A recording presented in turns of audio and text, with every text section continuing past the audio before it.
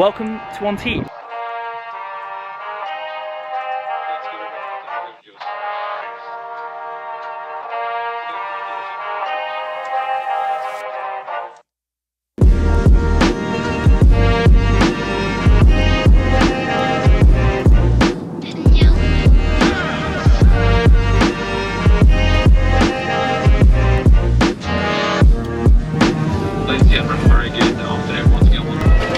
Welcome to southern France. We just landed, so this is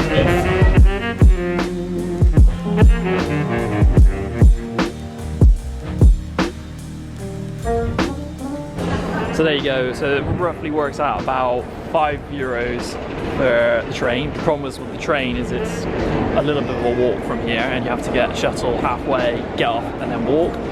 Super convenient. Or you just get the coach from the coach station, which is right outside the terminal, or the option of a taxi or an Uber. They cost about 40 bucks.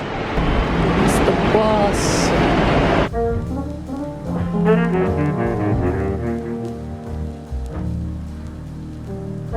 So as far as public transport is concerned in France, it's pretty much like the best in the world, and it really is clean, almost always on time, unless they're having a strike. And there's no one on here somewhere.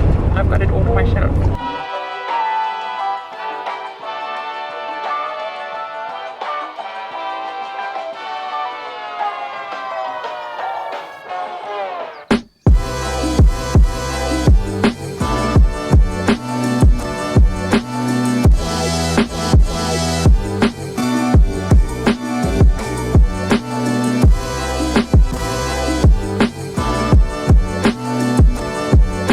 So this is without a doubt the biggest yachting hub in the Mediterranean. There's no denying it.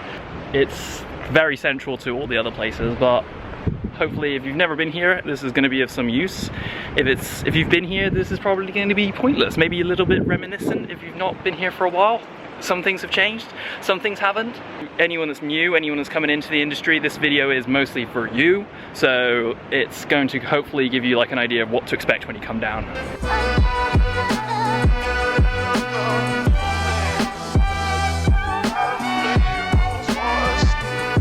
So there's a few different good options for accommodation when you're staying in Antibes or surrounding areas, crew houses being the main one.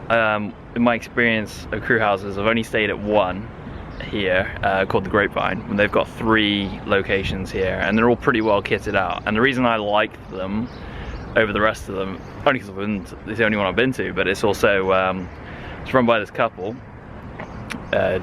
Jason and Jen, and they do a really good job of trying to like make sure new crew or newcomers into the industry are really kind of like geared up towards guessing work. So they'll have like evening classes where they sit everyone down, they kind of go through what's sort of expected, and they help with CVs and stuff like that. They actually have printing computers and printers there for working on your CV and printing it out, so you can hand that out. They'll prep you, they'll kind of do like test interviews and stuff like that. It's a great place to network as well. Like most people that sort of like stay in these places, you network together and you sort of like stay as a group. Networking is absolutely key. You might kind of think like, oh, I don't know, like how much networking can you possibly have from someone at the same level as you if they're not in the industry? Well, that's where you're wrong, because they might not have a job right now, but there's nothing stopping them from kind of like landing day work, and then the next thing you know they're getting asked, hey, do you know someone else that needs day work? And you're like, hey, yeah, there's that guy I just met in the crew house. And that's how you kind of build up your network rapport. And also by the end of the season they're probably going to have a job, and they'll probably know someone that knows someone that can get you work or find you a job. And it's amazing who you bump into down the line, who you keep in touch with.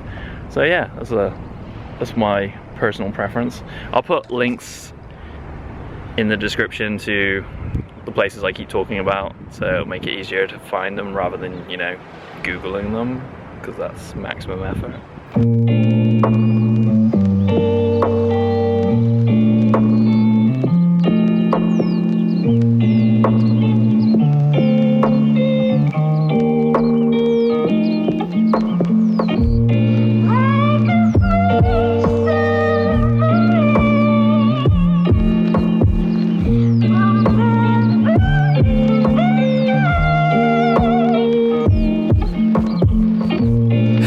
Jason. Hi. He's the owner of the crew house Grapevine in Antibes. This is like the one I've been talking about. So Jason's very kindly let us have a little inside peek into one of the crew houses. And we'll give you a little tour. Here we are. We're located right beside the port, right beside all the bars, the restaurants. We've got crewing agents, we've got training schools, etc. all around us. Best security in town. Everybody gets their own code. There's a few of our competitors that have one code for everybody in the world. Everybody here only gets the code that works for just the time that they're staying. Our rooms look like this.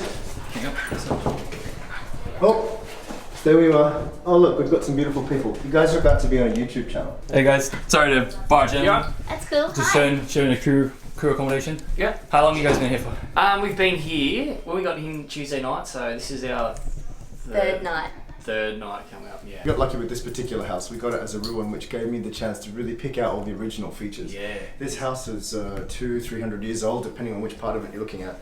Most of the rooms look like this. We tend to specialise in three person share rooms, and every room has its private bathroom. We have up here to the left our crew office, computers, printing, office space. This is where people are looking for work, frequently interviewing, etc., etc. There is a laundry available for everybody, except that one which is waiting for a new handle because Rambo needed to rip the handle off the other day. We got some more rooms through here. Any of you guys staying in this corner of town? Me. Okay. Go ahead, it's Peter. Which one, left or right? Right. 7. Yeah. Oh, another one of our rooms. Again, triple share, private bathroom. Still with all the same original features of the building here, with the stone and the beams exposed. Back up the other side of the house. We have the cinema, TV room. The beauty of this house is the TV separated from the social zone, which keeps the social zone nice and social. And then this is our lounge. Dining, kitchen. This is our lounge room up here at Oasis. We had 27 odd people in here 2 nights ago. I was walking them through the process of what they need to know. There is a bit of a gap between what the schools are teaching and what the reality of what you need to know and who you need to be once you get on the ground here. So we really start to go through the basics and really pull apart the mechanics of who you need to be, how you need to behave, and the mentality that you'll need in order to be able to connect to and then thrive within the industry network once you get your way in. We specialise in not only accommodation but also the integration of people into the industry just by creating an immersive atmosphere where people can come in, connect to everybody else, keep their sense of focus and make sure that they know what they're supposed to be doing, how they move through their various weeks and the various processes that they need to go through once they get here. And also we specialise in actually physically connecting them to the boats with many captains and yachts recruiting directly through us. Out there. And also, because of our reputation that we've established during the time, that we find that a lot of the captains and crews looking for crew, they know that somehow the people that are staying here are a little bit more serious than frequently the people staying at the other house. And that's also a really added advantage for the people who are staying here, because they can access the network of what's going on here from the moment they land.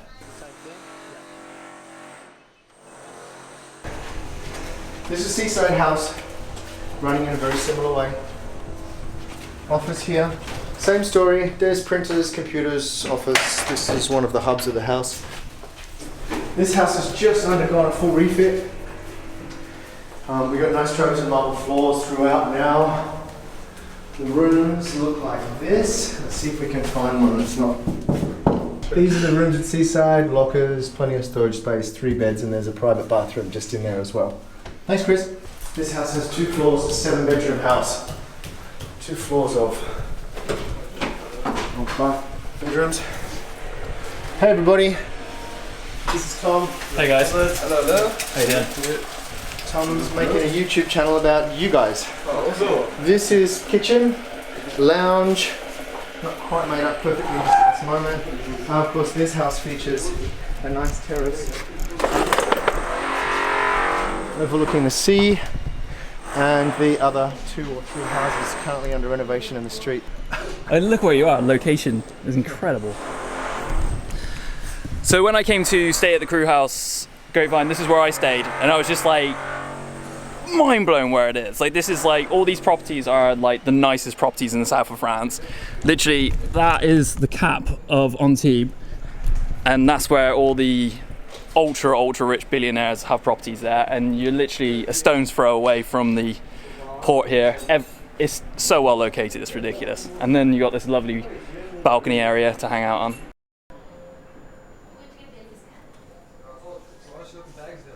That was nice. Like, I really didn't expect to get a full tour of all of the accommodations and stuff like that, so it was nice. It was good. I met a few new crew. They're looking for work and stuff like that. It seemed very positive. So if you're new to the channel, I met you from there, welcome. Another thing I really want to kind of stress is, like, if you're watching this and you're thinking, oh my god, there's so many people there already, or anything like that, don't think that. Like, the season hasn't started yet. The season really kicks off in May. If you come in here in March and April, yes, you are going to still have a chance. Like, there are jobs around, but you have not got, like, there's gonna be jobs around all season. It's literally like, that's how it is. There's a massive influx of people coming down right now. They're gonna be super packed out. It's better to get it booked up as early as you possibly can. But if you're coming down in May, even as late as June, there's still gonna be work around.